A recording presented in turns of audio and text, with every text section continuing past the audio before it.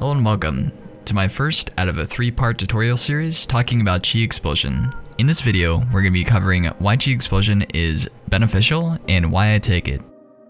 Before we jump right into the guide, let's first discuss what Chi Explosion actually is, for any of you who do not know. Chi Explosion is a talent that you can take at level 100 as a Windwalker monk, and depending on how much Chi you have, it does different damage and effects. If you have 1 Chi, it deals regular nature damage.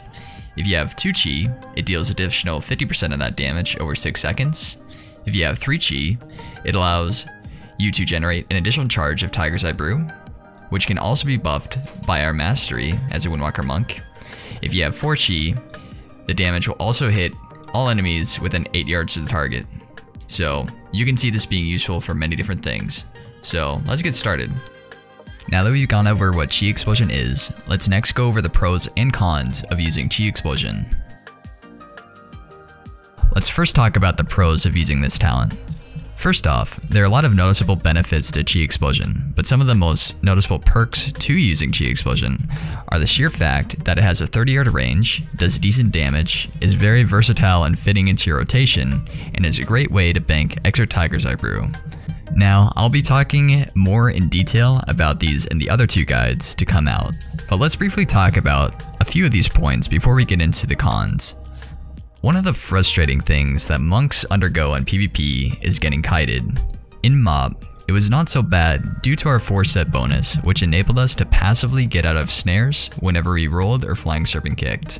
Now in Draenor, you have to either make do with timing your rolls and gap closers effectively, which sometimes can be daunting, or glyph it, and when it's glyphed, once you get out of a snare, most classes will immediately follow it up with another snare, since a lot of classes got buffed in that category, or had these snares more integrated with their rotation by merging of spells. A few examples of this are Frost DKs using Chillblains or Rets with their consistent slow effect that can now be glyphed if I believe. Could be mistaken though.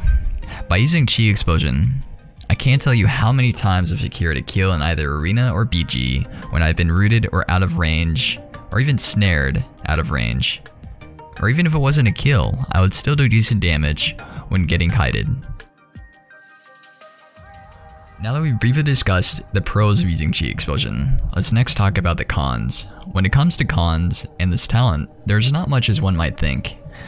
Let's first talk about one of the most noticeable changes in what a lot of monks seem to talk about, and that's the fact that Chi Explosion seems to be slowing down our rotation. In a sense, this is true, which brings us to our first point, but it's not that it slows down our rotation. The first con is that it is a very, very awkward talent to get into. The fact that it has a mechanic that changes depending on how much Chi you use, it completely changes the way we go about our rotation and requires much more awareness of Chi, procs, and energy. Going back before Warlords of Draenor was released, it was stated by Blizzard, and to be honest, I agree with them, is that monks and other DPS classes by the end of MOP had way too much uptime with unlimited resources. I didn't PvE at the end of MOP, however I heard monks had so much haste that they did not even have to use Energizing Brew. So Blizzard wanted to slow us down. This will bring me to my theory as well. My theory is that the reason why it feels so awkward at the moment is because of our gear.